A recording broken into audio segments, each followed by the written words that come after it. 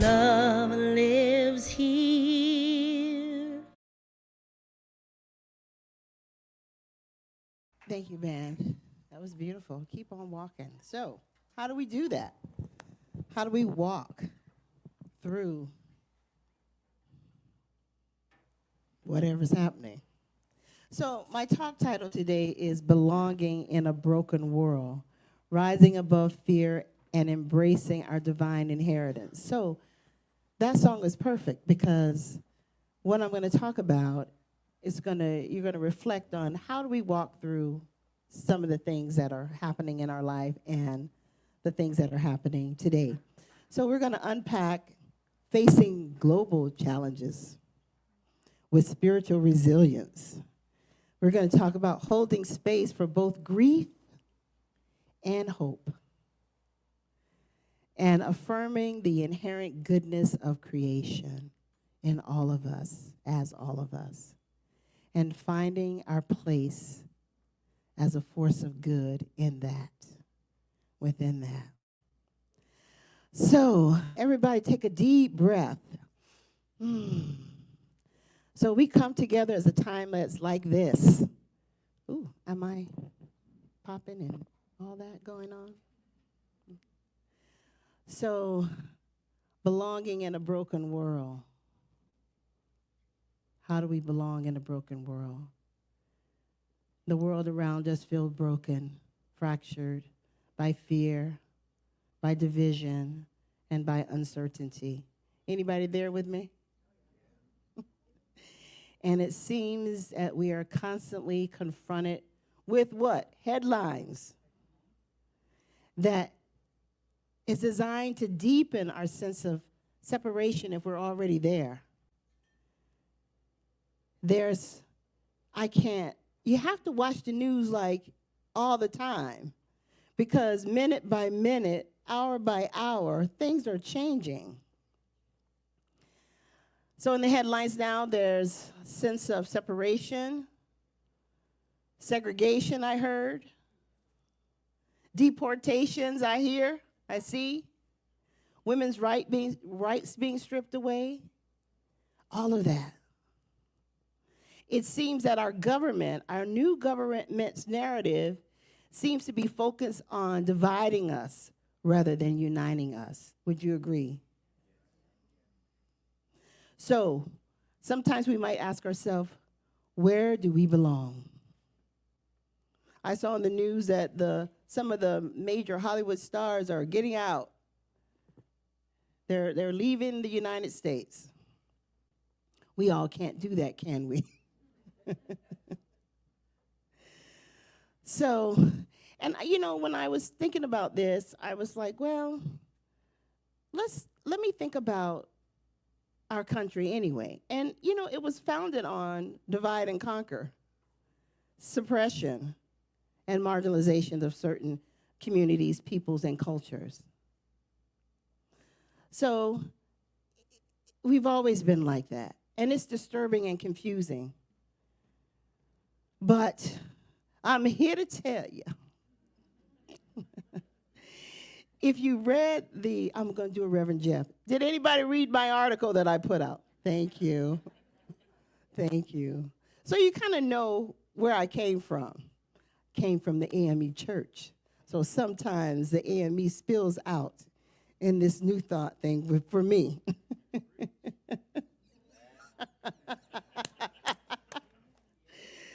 So we belong, each of us. We, you, me, we belong to this divine family. We're living this spiritual life, having this human experience, and sometimes it doesn't go the way we planned. But no matter how broken the world may seem and our life may seem, the truth is that all that external noise, we gotta kind of fade it out. I can't watch the news 24 hours a day, 7 days a week. I got to unplug from it so I can get back to my balance and my equilibrium, find my equilibrium again. And so that's kind of what I want to talk about today. But I pulled from, guess what? The good book. And I know, in New Thought, people are like, I've been beaten over the head with the Bible when I was little, and I'm just sick of it, and I don't want to hear anything about it. But there's some great stories in there. So today we're going to talk about Shadrach, Meshach, and Abednego. And I turned to that because the background of the story was they were captured by the Babylon king I can't say this name. Yes, that person. And so, does that sound familiar? We're captured right now, aren't we? And they were asked to bow down to a golden image. And we're being asked to do the same thing right now.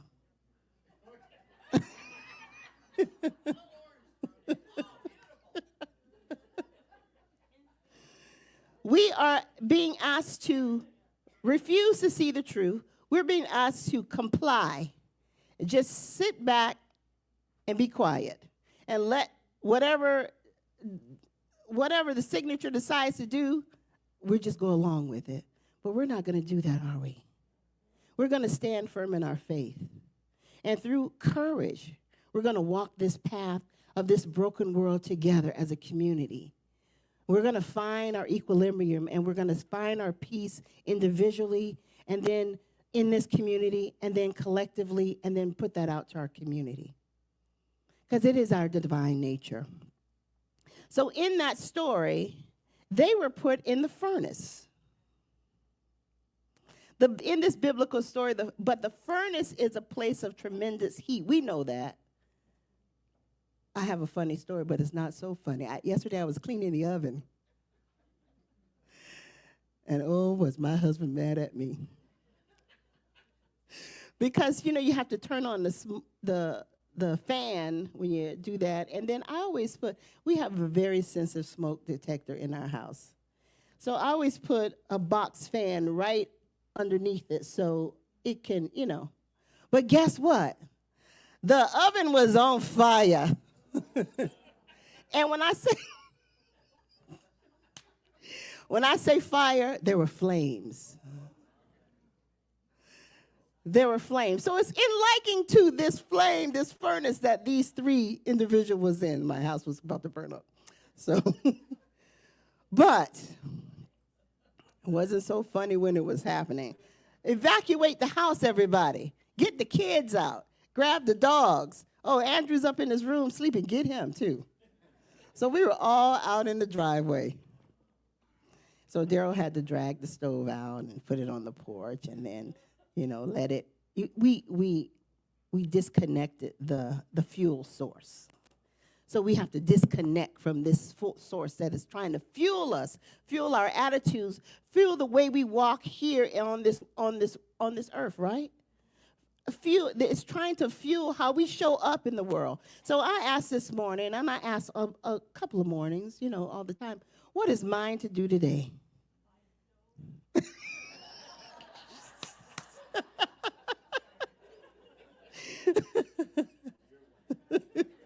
Good one, Cindy.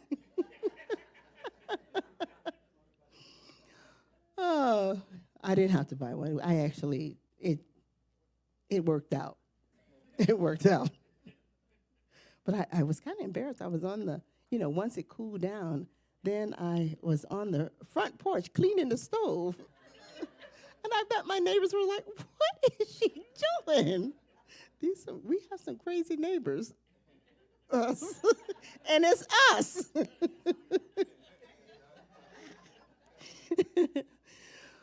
But I want to say in this political climate, we may feel like we're in the furnace. And that, with the headlines and the rhetoric, it's seeking to pull us apart.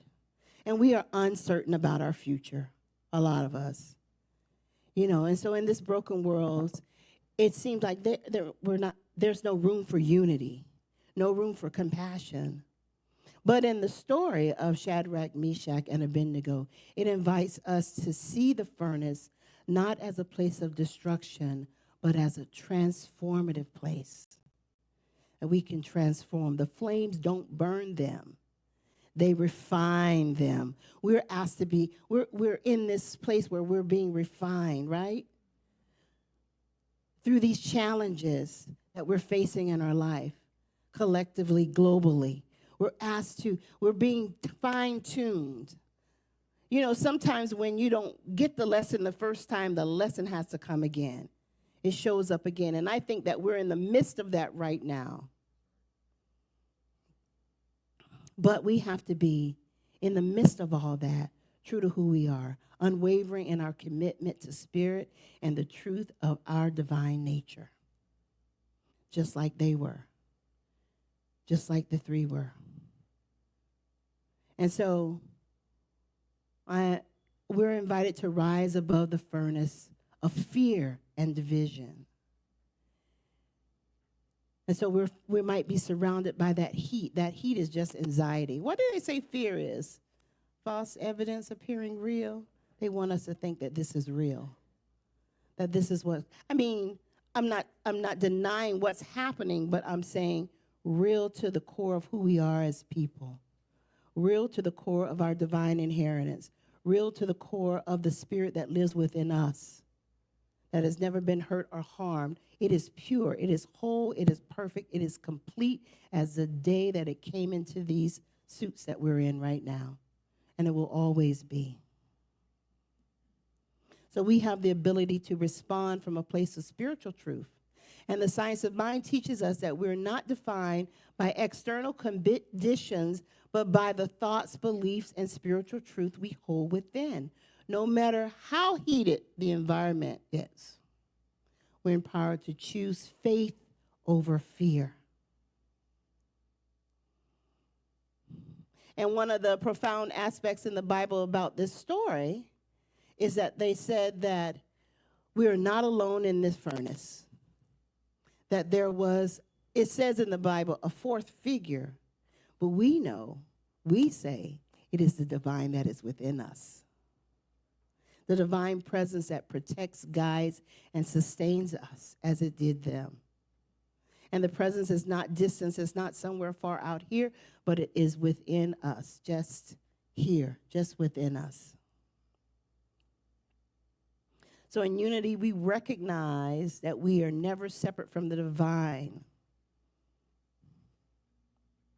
And so when we feel the heat and challenges of life, we face it through the presence of spirit, the presence of God, the presence within us, holding us steady and strong, just as it walked through with the three men in the fire. So in the brokenness of our world, and when fear and division seem to tear the fabric of unity, what it's attempting to do, we are not alone. We walk with each other. I walk with you, you walk with me. That's why we're here together today, creating a world that works for everyone.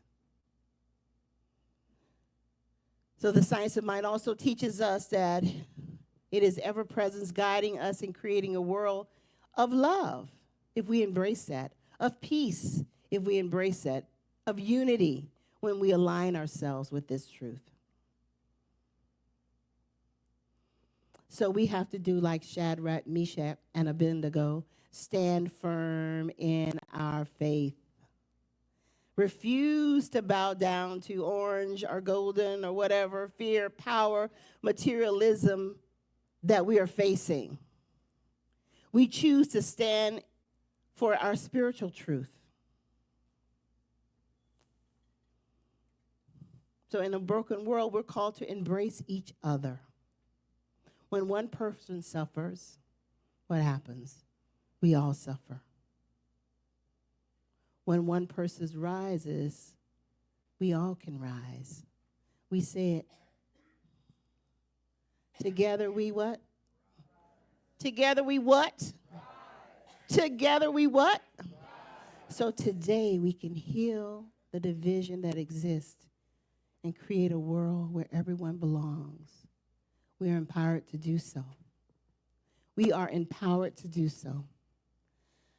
William Barber II, in his book titled "We Are Called to Be a Movement," on page 24, it says, "We are called into some otherworldly journey or mere praise. We are called into some other worldly journey or a mere praise party for a private society. Are we called to do that? Be in our own? No, what I mean is I'm not here to just sit home and but be in my own praise party. I'm meant to do that, but I'm also meant to share that with you. Share that with the world. Praise together. It says we are called to be a movement for wholeness in a broken world and to stand up for justice. To stand up for justice. Let's stand up for justice right now. Let's stand up for justice. If you can stand, getting there. Now look around you. Look at the people in this room. We're called to courage and unity. You can sit. We are called to be encouraged and to stand in unity. So as we move forward in a world that may feel increasingly divided, let us remember the story, how they walked through the furnace. And like we're walking through these furnaces of times right now. We can be the living, breathing example of how we can stand in faith, how we can stand in togetherness, how we can unite, because it is our divine inheritance to be powerful. We inherited divine power, the divine power of love, of courage, and of unity. And it is within us to rise above fear, to transcend division, and to create a world where we all belong. So what I invite you to do is look at the person next to you and tell them that you belong. You belong. You belong. We're here today. We're here today. Some people didn't wake up this morning. So we are here today to acknowledge each other. Let's say it again. Look at the person next to you. Look the other way and tell them that you belong. Now, look at yourself. You can't look at yourself. But say to yourself, I belong. So I invite you to reflect what the furnace of fear or division, what is it in your life that you're facing? Because it may be something outside of the headlines. It doesn't have to be what's in the headlines. You may be facing a furnace in your own life with something else.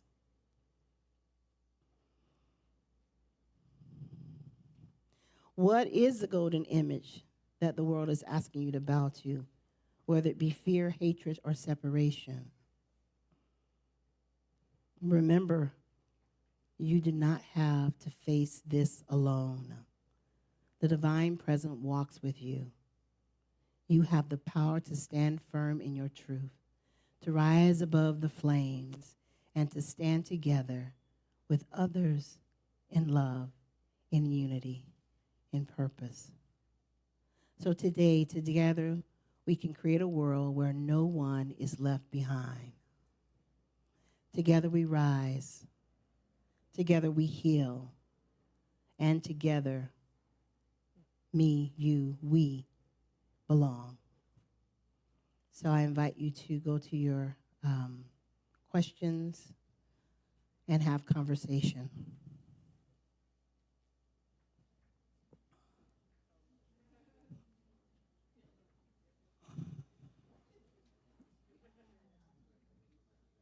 There was a cartoon I saw where it was two girls, and one girl was facing this way, and the wind was blowing, and her hair was blowing this way. It looked like a mess. And then the other girl turned her face this way, and then her hair was blowing behind her. So it is very much perspective. Thank you so much. And so, we're a creative being born of a creative being, right? So if we want the world to work for everyone, we better get in step, right? Deepen our belief and faith in the truth. I like what you said, Earl, about being at this level and only seeing this. But as we rise up and above, and that's what we want to do in our consciousness together as a community and collectively and individually, we want to rise up to a level where we see above all the chaos and all the crap that's going on. We rise above and we stay in that higher vibration, and that's the way we make change. We have walked through the flames, and we're walking through the flames. And when we do this, we do it not in fear, but in courage, and we do it together. So your homework is, you cannot give if your cup is empty. So what I'd like the tools to be is create a weekly self-care routine. Self-care is so important.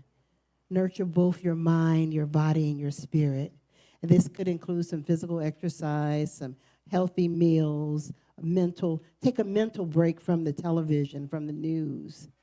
Go outside, do some activity, be creative. Do something that brings you joy. Remember that thing that brought you joy. And if you can do it, do it. And I can't roller skate. I never could, really. But I had some beautiful skates. I was the envy of the skating rink. But I wasn't a very good skater. But that brought me joy, being there. Guess who I met at the skating rink? Okay, I digress. So, and why does that matter? Because self-care helps prevent burnout and stress, and it allows us to remain resilient in the difficult times. So I want you to schedule and make a commitment to at least half an hour, if you can, a day to do some self-care. All right? You can do some yoga, you can do some reading, you can just go outside and smell the air. Yes, Corey?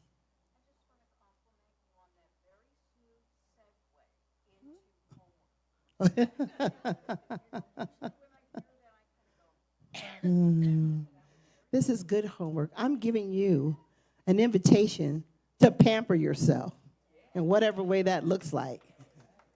Yesterday, a lot of you were absent from Wisdom Women, but Leslie brought forth origami, and we made a pot, like a flower pot.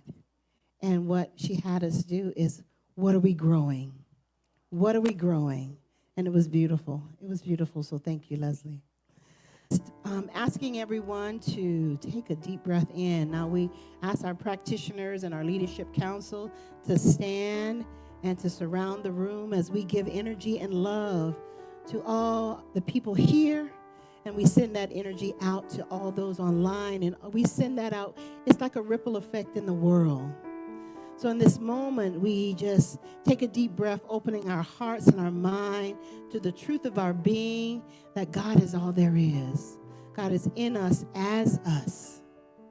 We are these beautiful, beautiful emanations of spirit. And so we know that there's going to be challenges on our path. There's going to be some fires and some furnaces, and we just know the truth of our being. And we walk through it with love, with courage.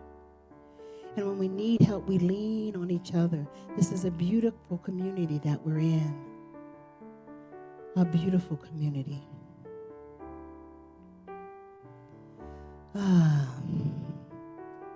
And so, there's nothing much else to be said, just that we know who we are, and we know what we've been called to do and to be here, because we're here right now on the planet. And so that is to uplift. That is to uplift ourselves, our families, our communities, and to be together, to come together in community. I heard today that we surround ourselves with the people that are, in line and in step with what we believe, the people that make us happy. We may not always be happy with them, but we still love. We still love. And so in our lives, we look for the balance. We look for our equilibrium. We step out on faith, and we have courage. Those have come before us have demonstrated this over and over and over again. And we cannot allow ourselves to go backwards. We cannot stand and we cannot be silent. We have to stand up. We have to be activists in our own life and in our community, and that ripple out into the world, because we are here at a time like this so we can stand up together. We are a force of good, and we allow that good to just come through us and to show up as us in our communities. Like I said, I asked Spirit today, what is mine to do today? And I encourage you to ask that as well. And I'm not saying that you have to be some revolutionary, but don't stand silent if you see an injustice. Speak up, stand up. You know, we can't all storm the castle, but we can be in prayer, and we can hold the vibration for the presence of God, that everybody remembers their divinity. Remember who and whose they are, and stand up. We rise together. So I give thanks for all of you being here.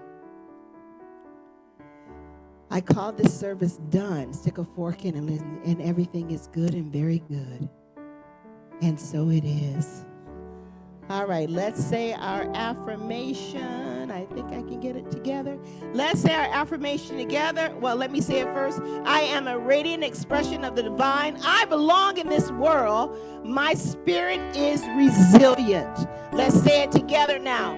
I am a radiant expression of the divine. I belong in this world. My spirit is resilient. All right, something wonderful is happening through me right now. It is this thing. Let's stand up. It is this thing called love. Love is in my mind. Love is in my body. Love is in everything I do. I am it. I share it. I receive it. And I move love